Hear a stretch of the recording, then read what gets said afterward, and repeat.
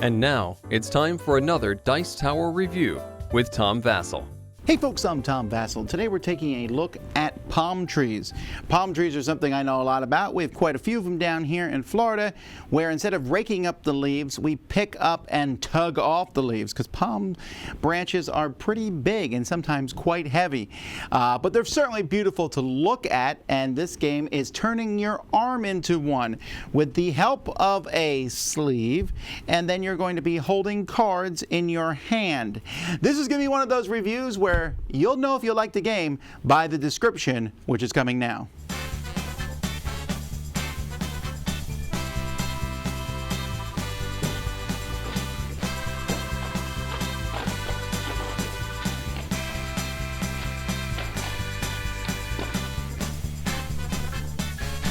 You have a bunch of cards for this game that are separated into two piles. You have the different, and they're all double-sided. You have different leaves of the tree, the palm fronds, and then you have a bunch of coconuts. And you're going to take a certain amount of cards out of each one and make a double pile like this, placing two cards.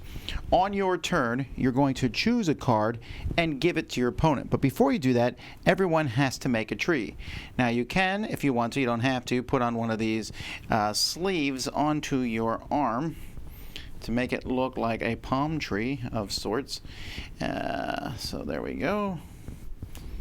And then you got to put your elbow on the table. So this one's going to be a little tricky here to show, but let's assume my elbow's on the table at this point. You give the card to someone else, and they have to hold it like it shows. This just says you need to hold it on the long edges. Well, that's pretty easy. And then I'll pick a card for the other person to someone else to take. And you just keep going around the table, passing these cards to each other. The only rule is you can't give a card to someone if it will make them have two cards more than somebody else. You can pick any of the three cards here. Some cards will show very specific fingers. So for example, this one here shows that it needs to be held by the small and the middle finger, like that. Or this one here, your thumb and your palm, like this. And so you're going to be holding these, and they get even more unique when you get down to the coconut. So for example, this one here says your card must touch exactly one other card.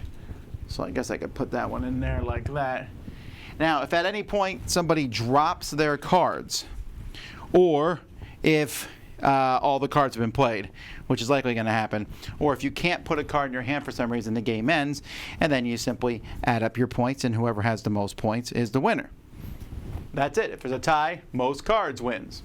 You can also play with a few other extra rules where you can go for a point or play in teams of two, but that is essentially how the game works. The game comes with a bunch of sleeves, which it says are silly to use, but I mean, honestly, if you are playing this game, you're going to use them anyway. I have a pretty big arm, so if they can fit on my arm, they're going to fit on most people's arm. It is a little tight, but again, you're not going to be playing the game very long.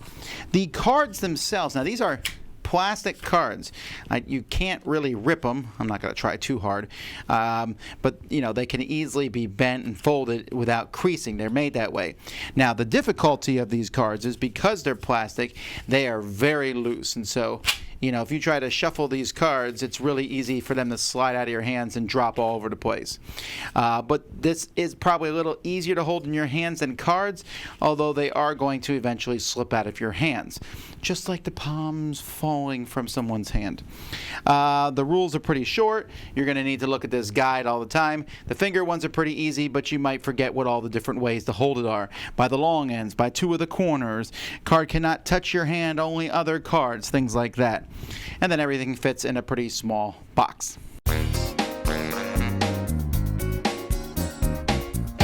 There you have it. This is one, like I said at the beginning, this is a game that you know by now if you'll like it or not. If the idea of holding various cards in your hand in different combinations without letting them drop sounds fun, then you'll like this. It is an amusing little thing to do. My concern for myself is that I found it amusing and funny, and then I was done. I wouldn't buy it because I don't It was a one-time funny experience thing. And a lot of the cost of the game goes to these sleeves, which is just cosmetic and okay, I suppose. The cards themselves all have the same picture on them, and then they just have various ways to hold them. And so it's, hey, this is how funny we're, look at that, it's pretty neat. I can hold them like this, and there's a bit of a take that, give the person a card that you think will be hard for them to put in their hand. The game is almost always over after like a minute. Someone drops their cards. You can play for points and lengthen it out, but this is kind of a game where you bring it out, everyone's like, ha, ha, ha, that's pretty funny, and you pack it up. And I don't know if I can necessarily recommend that you buy a game like that unless you want something like this to pull out when people are coming over to visit.